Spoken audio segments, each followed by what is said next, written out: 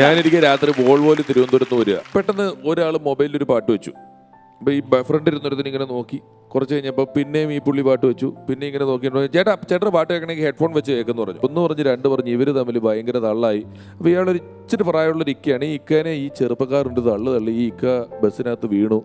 ഒരു തിരുവനന്തപുരത്ത് നിന്ന് ഒരു ആറ്റിങ്ങിലായപ്പോൾ തന്നെ ഈ ഇക്ക വീണതും പുള്ളി ഫോൺ എടുത്തു വിളിച്ചു, ശുക്കൂരേ വാപ്പാനെ ബസ്സിലിട്ട് തച്ചിക്കറടാ, ഒരുത്തനുണ്ട് ഇവിടെ, അവനെ നമുക്ക് കരുനാപ്പള്ളി സ്റ്റാൻഡിലിട്ട് കൂത്തണടാ എന്ന് പറഞ്ഞു. ഉടനെ ഈ പുള്ളി മിണ്ടാണ്ടിരിക്കുന്നത്. ബാക്കിയുള്ള യാത്രക്കാർ അതേ കരുനാപ്പള്ളി സ്റ്റാൻഡിൽ കയറി അങ്ങനെയൊന്നും ചെയ്യാൻ പാടില്ല എന്നൊരാൾ ഇടപെട്ടു. ഉടനെ അയാൾ ശുക്കൂറേ വേറൊരാളും കൂടി ഉണ്ട്, അവനിട്ട് ഒരെണ്ണം കൊടുക്കണോടാ എന്ന് പറഞ്ഞു. ഉടനെ അയാളും പേടിച്ചു പോയി. കുറച്ച് കഴിഞ്ഞപ്പോൾ കണ്ടക്ടർ എന്ന് പറഞ്ഞാൽ അതെ ഈ ബസ്സിനകത്ത് അങ്ങനെ സ്റ്റാൻഡിൽ കയറുമ്പോൾ അങ്ങനെ ഇങ്ങനെയൊന്നും ചെയ്യാൻ പറ്റത്തില്ല കേട്ടോ.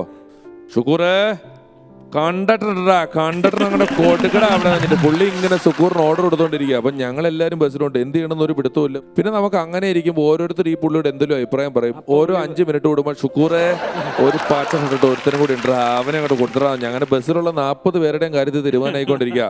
ശുക്കൂറെ സ്റ്റാൻഡിലെത്തുന്ന ബസ് കത്തിച്ചും കളടാ, ഇവനെ ആളെ വാപ്പനെ ബസ്സിലിട്ട് താച്ച പ്രശ്നമാണ്. പുള്ളി ഭയങ്കര വിണ്ടപ്പെട്ട. അങ്ങനെ കുറച്ചു നേരം സൈലൻസ്. രാത്രി ബസ് ഓടുന്ന ശബ്ദം മാത്രമേ ഉള്ളൂ.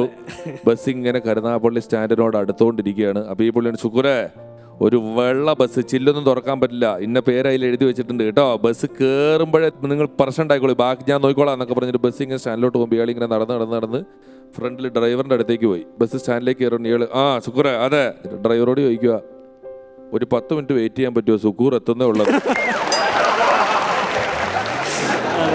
തിരുവനന്തപുരത്ത് വിളിച്ച സുക്കൂറിനെ കരുനാപ്പള്ളി എത്തിയിട്ടും സുക്കൂർ എത്തിയിട്ടില്ല, ബസ് എത്തിക്കാനുള്ള ആളെത്തിയില്ല. പിന്നെ ഈ പുള്ളിക്ക് ഒന്നും ഓർമ്മയില്ല. 40 പേരോട് എടുത്ത് പുള്ളിനെ പുറത്തേക്ക് ഇട്ടിട്ട് വണ്ടി എടുത്തോണ്ട് പോക്കളൊക്കെ. KSRTC തന്നെ നമ്മളന്ന് യാത്ര ചെയ്യുമ്പോൾ നമുക്ക് വേണ്ട ഒരു ഭാഗ്യം എന്ന് പറയുന്നത് സീറ്റ് കിട്ടുക എന്ന് പറയുന്നത്. നമ്മൾ രാത്രി നിന്ന് പോവുക എന്ന് പറയുന്ന അത്രയും ശാപം കിട്ടിയ ഒരു പരിപാടിയില്ല. പക്ഷെ നമുക്ക് പോയേ പറ്റുള്ളൂ. അതിൽ തന്നെ ഞാൻ വെള്ളൂരിൽ നിന്നാണ് വന്നുകൊണ്ടിരുന്നത്. ഷാജൻ ചേട്ടനൊക്കെ കോട്ടയത്ത് നിന്നാണ് എറണാകുളം വന്നു പോയിക്കൊണ്ടിരുന്ന ഒരാളാണ്. ബസ്സിൽ സീറ്റ് കിട്ടാത്തതുകൊണ്ട് ഈ ഷാജൻ ചേട്ടൻ ഒരു പരിപാടി ഉണ്ടായിരുന്നു. ലോറിയില്ല പുള്ളി പോകുന്നത്, വൈറ്റിലായിരുന്നു. ലോറിക്ക് കൈ കാണിച്ചിട്ട് കോട്ടയത്തേക്ക് പോകും. അല്ല, ലോറിക്കാർ നമ്മളെ കയറ്റും. ലോറി നമ്മളെ കയറ്റുമ്പോൾ നമ്മൾ ബസ് കൂലിയേക്കാൾ ഒരു 10 രൂപ കൂടുതൽ കൊടുത്താൽ മതി. അവർ ബസ് സ്റ്റോപ്പിൽ വന്നിട്ട് കോട്ടയം ഉണ്ടോ എന്നൊക്കെ ചോദിച്ച് വിളിച്ച് കയറ്റിക്കൊണ്ട് പോകുന്നൊരു കാലഘട്ടമാണ്.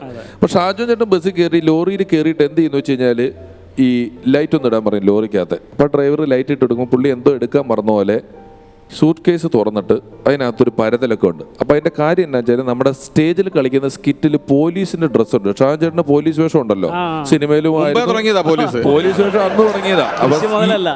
സ്റ്റേജിൽ കളിക്കേണ്ട പോലീസിന്റെ ഡ്രസ്സ് മടക്കി അതിന്റെ ഫ്രണ്ടിൽ വെച്ചിട്ടുണ്ടാവും, തൊപ്പിയൊക്കെ ഉൾപ്പെടെ.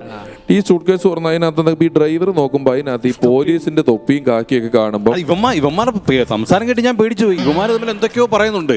അപ്പൊ ഒട്ടപ്പം മീശയൊക്കെ വെച്ചിട്ടിരിക്കുക. അപ്പൊ എനിക്കൊരു പേടി, ഇവന്മാർ എന്തിനും ചെയ്യും. അതൊന്ന് വരട്ടാൻ വേണ്ടിയിട്ടാണ് ഞാനിത് വരട്ടാൻ വേണ്ടിയിട്ട് ഇതിങ്ങനെ തുറന്നു കാണിക്കും. അപ്പം ഒരു ദിവസം ഈ പുള്ളി പൈസ വേണ്ടെന്ന് പറഞ്ഞു, പോലീസുകാരനാന്ന് കൊടുത്തിട്ട്. അത് പിന്നെ താപ്പാക്കി. ആദ്യം വരട്ട് പേടി മാറാൻ തുറന്നാണെങ്കിലും പിന്നെ ലോറി കയറിയിട്ട് ഈ സൂട്ട് കേസ് തുറന്ന് യൂണിഫോം പ്രദർശനം എന്ന് പറയുന്നത് പുള്ളിയുടെ ഒരു ചെറിയ ഇനമായിട്ട് ചെതിരായിട്ട് വെച്ചു. അപ്പോൾ ഒരു ദിവസം ഇങ്ങനെ നോക്കിയപ്പോൾ ഡ്രൈവർ ചോദിച്ചു, സാർ ഏത് സ്റ്റേഷനിലാ എന്ന് ചോദിച്ചു. അപ്പോൾ പുള്ളി പറഞ്ഞു, ഞാൻ ഏറ്റുമാനൂർ സ്റ്റേഷനിൽ SI ആണ് എന്ന് പറഞ്ഞു. ഓക്കെ. ഞാൻ ഡ്രൈവർ ഇങ്ങനെ ഇരുന്നു. യാത്രയാണ്ട് ഷാൻചേട്ടൻ ഉറങ്ങിപ്പോയി. ഏകദേശം ഒരു കടുത്തുരുത്തിയൊക്കെ കഴിഞ്ഞപ്പോൾ ലോറി പോലീസ് ഇങ്ങനെ ചെക്ക് ചെയ്തു. അപ്പോൾ ഈ ഡ്രൈവർ ചാടി ഇറങ്ങിപ്പോയിട്ട് തൻ്റെ ബുക്കും പേപ്പറൊക്കെ എടുത്തോണ്ട് വന്നേ എന്ന് പറഞ്ഞു. പിന്നെ ഡ്രൈവർ പറഞ്ഞു, സാറേ ഏറ്റുമാനൂർ SI ലോറിക്കകത്ത് ഇരിപ്പുണ്ട് എന്ന് പറഞ്ഞു. പിന്നെ ഇയാൾ ചോദിക്കുക, അപ്പൊ പിന്നെ ഞാൻ ആരാന്നാടോ താൻ വിചാരിച്ചതെന്ന്. ഏറ്റുമാനൂർ SI ലോറിക്കകത്തുണ്ടെന്ന് ഡ്രൈവർ പറഞ്ഞ ആളാണ് ഈ ഇരിക്കുന്നത്. അവരുടെ ബുക്കും പേപ്പറില്ലാണ്ട് അവരെ വിട്ട് ഞാൻ 2 ദിവസം കിടന്ന സ്റ്റേഷനിൽ. ഞങ്ങളവിടെ ഒരു കുളിമുറിയിൽ പാമ്പ് കയറി വീടിനടുത്ത്. ഞങ്ങൾ 4-5 ഒരു പാട്ടുകാരനും കീബോർഡിസ്റ്റും ഞാനും ഒക്കെ കൊണ്ട് തൃപ്പൂണിത്തുറ വാടകയ്ക്ക് താമസിക്കുമ്പോൾ ഒരു കുളിമുറിയിൽ പാമ്പ് കയറിയിട്ട് ഈ ചേച്ചി ഡോറ് തുറന്നപ്പോൾ ഈ പാമ്പ് ആ കുളിമുറിയിൽ ഒരു റൗണ്ട് അടിച്ചിട്ട് ഈ വെള്ളം പോണ തൊളയിൽ കൂടെ പാമ്പ് അങ്ങ് പോകാൻ പോയപ്പോൾ എന്ത് പറ്റും, അവിടെ ഈ സോപ്പ് എണ്ണയൊക്കെ ഉള്ളതുകൊണ്ട് പാമ്പ് പകുതി ദൂരം അങ്ങോട്ട് പോയിട്ട് നമ്മൾ ഈ ജുബ്ബയൊക്കെ കൈ തെറുത്ത് കയറ്റി വയ്ക്കുമല്ലേ, അതുപോലെ പാമ്പിന്റെ പകുതി കുളിമുറിക്കകത്തും തല വെളിയിലേക്ക് ആ പൈപ്പിൽ കൂടെ പുറത്തേക്ക് വിട്ട് അങ്ങോട്ടുമില്ല ഇങ്ങോട്ടില്ലാത്ത അവസ്ഥയിൽ പാമ്പ് നിൽക്കുക. പാമ്പിന് റിവേഴ്സ് ഒന്നും ഇറങ്ങാൻ പറ്റുന്നില്ല. എന്ത് ചെയ്യണമെന്ന് അറിയാൻ പാടില്ല. അപ്പം ആ റെസിഡൻസ് അസോസിയേഷൻകാർ ഞങ്ങളോട് വന്നിട്ട് പറഞ്ഞു, ഞങ്ങൾ 4 ചെറുപ്പക്കാർ അവിടെ ബാച്ചിലേഴ്സ് കലാപരിപാടിയായിട്ട് താമസിക്കുന്നുണ്ട്, അവിടെ ഇങ്ങനെ ഒരു പാമ്പ് കയറി നമുക്ക് എന്ത് ചെയ്യാൻ പറ്റും എന്ന് ചോദിച്ചു. കാരണം പാമ്പ് കടിച്ചാലും അവരുടെ ബന്ധുക്കളൊന്നുമല്ല, ഞങ്ങൾ എത്താലും അവർക്ക് കുഴപ്പമില്ല, അവർക്ക് റിസ്ക് എടുക്കാൻ വയ്യ. അപ്പം ഞങ്ങളോട് ചോദിച്ചു. അപ്പോൾ അളിയും ബിജു എന്ന് പറയുന്ന കമ്പോസർ വായിക്കുന്ന ഒരാൾ ഇതാണ് നമുക്ക് ഇവിടെ ഷൈൻ ചെയ്യാൻ പറ്റിയ സമയം. ഈ റെസിഡൻസ് അസോസിയേഷനിൽ നമുക്ക് നമ്മുടെ വില വാടകയ്ക്ക് താമസിക്കുന്ന ചെറുപ്പക്കാരെന്നുള്ള നിലയിൽ വർദ്ധിപ്പിക്കാൻ പറ്റിയ സമയമാണെന്ന് പറഞ്ഞ് ഞങ്ങളൊക്കെ ചെന്നു. അളിയും ബിജുവിനെ മൂപ്പിച്ചേക്കോ, ബിജു പിടിക്കണം, ഞങ്ങളൊക്കെ സപ്പോർട്ട് മാത്രമേ ഉള്ളൂ.